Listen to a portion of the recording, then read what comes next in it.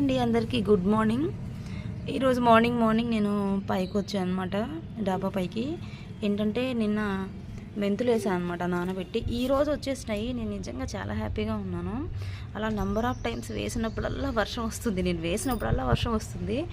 ఇంకా ఈసారి ఏంటంటే విత్తులుగా ఉన్నప్పుడే వర్షం వచ్చింది. ఎప్పుడు ఏంటంటే కొంచెం ఇంత సైజు మొక్క పెరిగిన తర్వాత రావడము, అవన్నీ కింద పడిపోవడం, మట్టిలో కలిసిపోవడం అనమాట. తినడానికి లేకుండా అయిపోతుంది.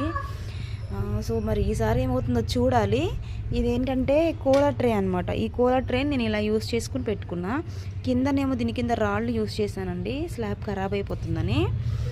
ఇదిగో ఈ మొక్క చూసారు కదా, నల్లేరు కాడండి. ప్రతి ఒక్కరు పెంచుకోవాలి ఇది ఖచ్చితంగా. మోకాళ్ళ నొప్పులు ఖచ్చితంగా వస్తాయి కదా ఇప్పుడున్న జనరేషన్లో చిన్న వయసులోనే వచ్చేస్తున్నాయి కదా.